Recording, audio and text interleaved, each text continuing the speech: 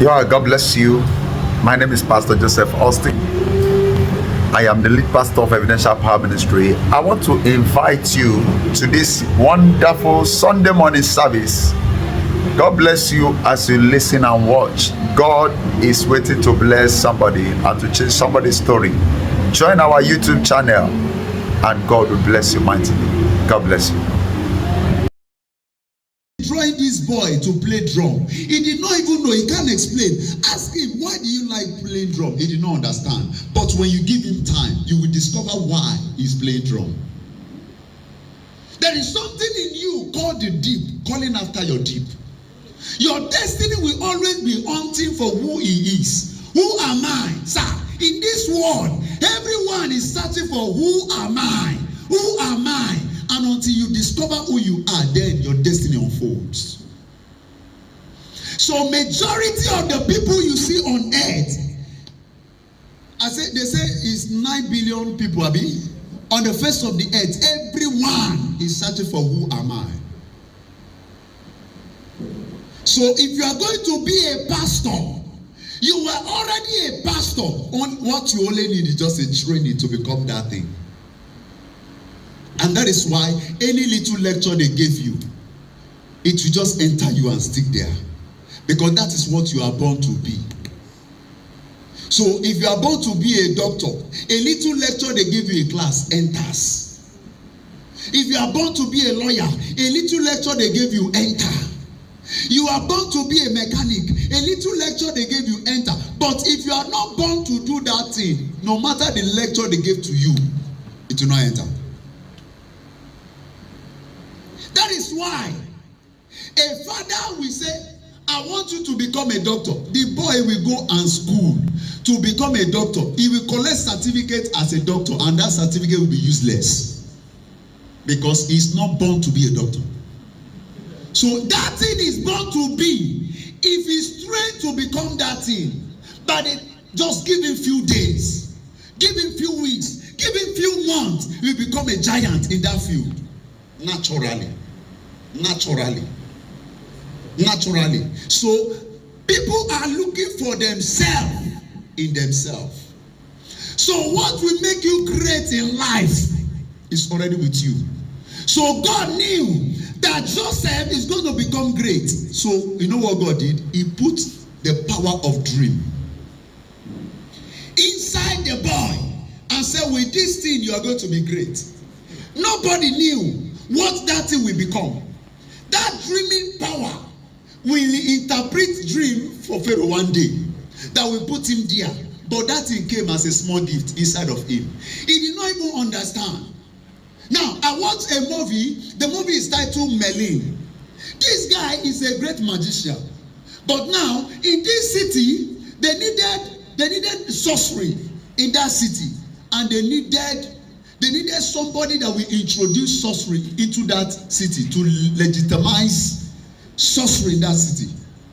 And the agency in charge of sorcery breathed into a small boy and bettered him forth as a small boy. And this guy came onto this earth. The guy was performing some mysterious things that he did not even understand. But he just knew that something is pulling him to that angle. He just seen himself doing some certain thing. He did not understand. So the mother looked at him and discerned that this guy, there's something about him. So he said, come, I'm sending you to your uncle Gaius. He's a magician. Go and meet him to be tutored, to be lectured. So this guy went to Gaius. So Gaius now began to look at him and see that this guy has some certain gift and begin to brood him up. Begin to build him up. And gradually, this same Merlin is going to be the boy that the kingdom is rested on his shoulder. And a young boy who thinks he is powerful, his name is Arthur. The king's son thinks he is powerful. He is strong. So anytime he goes for battle, one small knife, he will do like the boom, everybody's already down. But behind him, he never knew that there is a small boy. Because anytime Arthur is going for a battlefield, he carries this small boy. And anytime they want to kill Arthur, the boy will use his magic eye to orchestrate a scene that will destroy that person. And nobody knows what is happening. Behind Arthur, behind the strength of Arthur was Merlin. The city is rested on the shoulder of the small boy, yet the city did not know. But behind this small boy is the destiny of the city. So Bible said there was in a city a man, a poor man, single-handedly delivered a city, yet nobody knows this man.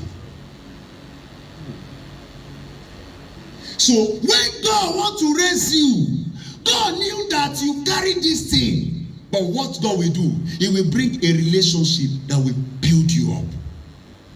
He will bring a relationship, either as a teacher or as a mentor or somebody that will, in one way or the other, or as an helper, either monetarily or anyhow.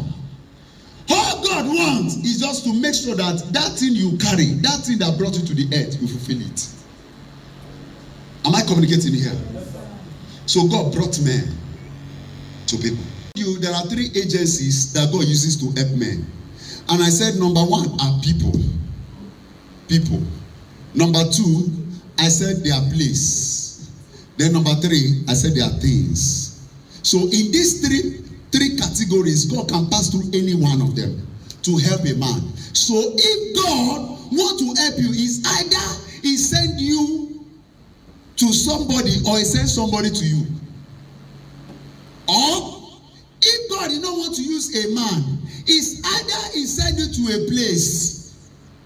So in the case of Joseph, it was prison. Prison was his own, a place of training. It is called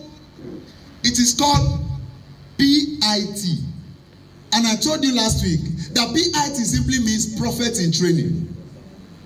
So this guy is in training he's going to be a major general, but this guy is in pit. And one day his brothers look at him.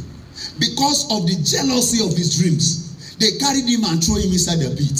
Let us see what will become out of the dream of this guy.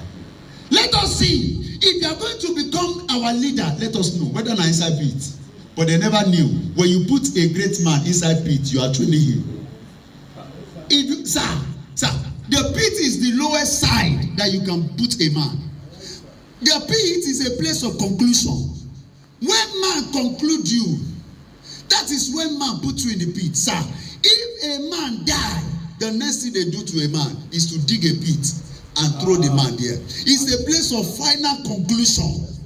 That is when man has given up on you. I am tired, I can no longer go ahead. Then that is when God stands up.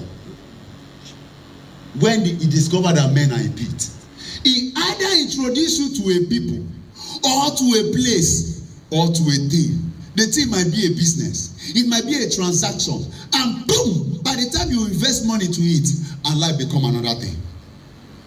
Life becomes another thing. So when it concerns prophetic relationship, God does not make mistake. Either He's sending you to a people, or sending you to a place, or sending you to a thing. He does not make mistake at all. No mistake about God. No mistake about God. Give me verse 3 of this place. Give me verse 3. There's no mistake. Bible said, and He put them in the ward, the house of the captain of the guard, into the prison, the place where Joseph was. The same place, sir, in Egypt, there are many prison yards. Just like in Nigeria, oh God, there are many prison yards. Why must it be that same prison? Why should it be that very prison? Why? God wants to organize something. He's a master planner. He is the one that draws the map. Let me tell you something. This my daughter Ruth that just got married yesterday. Let me tell you something. I was about to plan an impact program for the pastors so that I can train them up to become a pastor. And the Lord, and I was praying. I said, God, who do I bring? God was quiet. So I remember one of my friends in Abuja.